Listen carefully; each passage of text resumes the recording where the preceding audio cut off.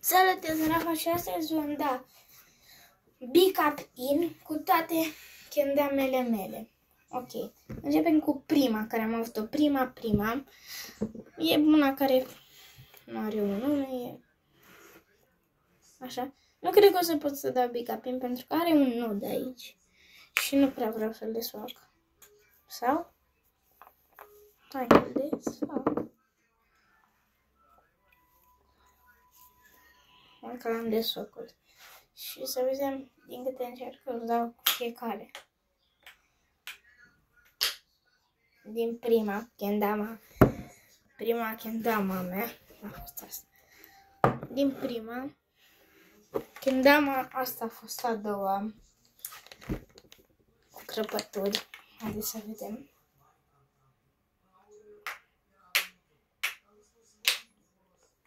Tot din prima. Și asta foarte bună. A treia kendama a fost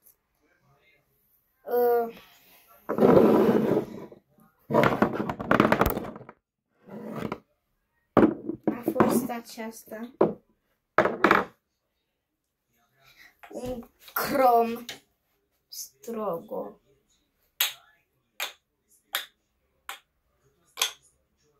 Tot din prima. Patra kendama a fost asta. Un USA Pro Model.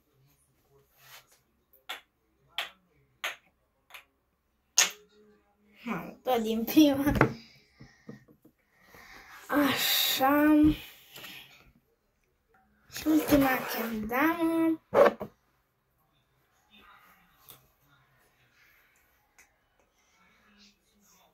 O de asta cu crăpături. Tot din prima. Toate am dat cu prima.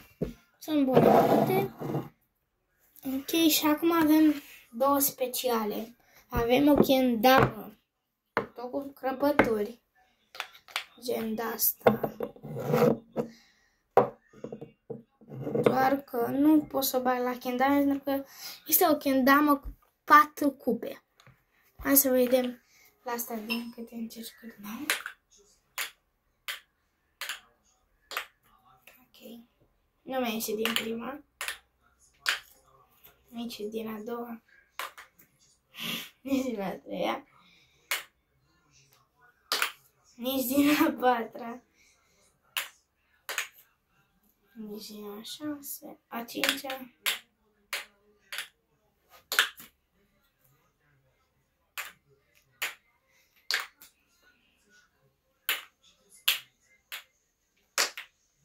A șaptea sau a opta, nu știu exact. E, și acum vine greu. Cum dau eu Big Up In cu pilul? Nu știu. Este un pil normal.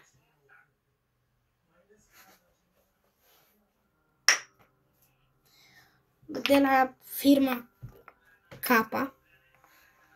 E albastru, aici la culoarea și aici l-am desenat eu cu mov. Cred că o să fac Big Up In așa. Așa o să fac Big Up. Așa, Big Up In o să fac așa, gen. Hop, țin de asta și hop.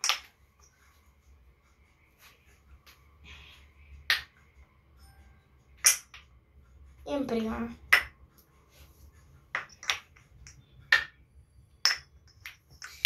Și acum o să dau o notă la fiecare kendama. Începem cu kendama. O luăm tot. Dar acum, în ordine, băgăm și astea. Deci, prima kendama mea este foarte frumoasă, mai ales că este desenată de mine. Dau o notă. Se mișcă bine. E bună. Da, nota 8 sau 9. După ce am avut-o pe asta, care și ea este bună, n-are grip.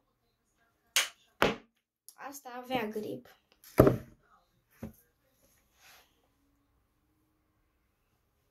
Este bună. Asta, din păcate, nu are grip, dar stă pe Lighthouse, dar nu prea stă și aia pe lunar.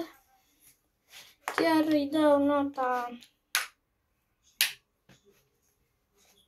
o notă cinstită. Nota 7. După aceea am mai avut o kendamă care am pierdut-o în Turcia. Care chiar era frumoasă. Aia, am pierdut-o. După aceea mi se pare că am avut... Da, ăsta l-am avut. Că știu că mi-am luat kendama și ăsta în același timp. Este un pil foarte bun. Pilul meu preferat. Nota 10. Ce am avut? Cromul. Parcă. Cromul ăsta n-am ce să zic. E bun, rău.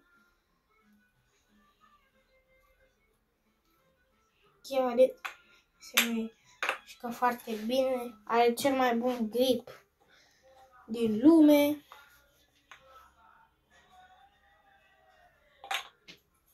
Efectiv, n-am. Chiar e bun cromul ăsta.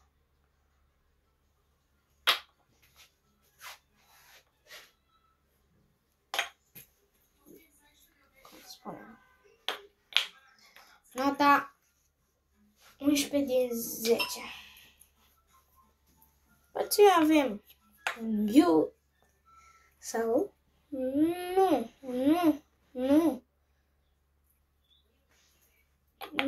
USA-ul. Asta cu 4 cupe.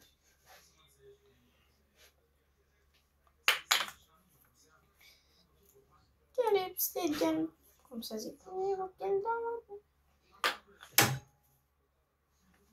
bună de antrenament. Bord de easy cu asta. Uitați-vă un pic. Bird, cup, bird, B-cup, bird, B-cup, spike, bird. Este o kendamă bună cu 4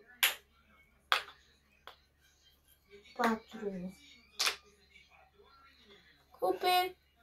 Da, nota 9. La ce am avut USA acesta care este extrem de bun, ca și cromul, 11 din 10. Tot l-am primit cadou. De fapt, nu prea cadou. Am dat un USA Pro Model, ăla, și ăsta e tot Pro Model, ăla roșu cu Canada. Mi-a dat pe ăsta care e foarte bun. Stă pe lunar. Lighthouse. Foarte bun, 11 din 10. Și ultima. Kendama tot cu crăpături. Este una bună.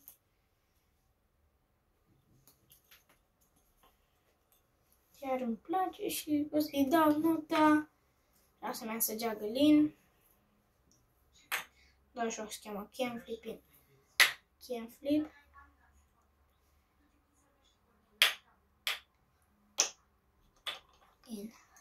Foarte bună, nota 8. Și acestea sunt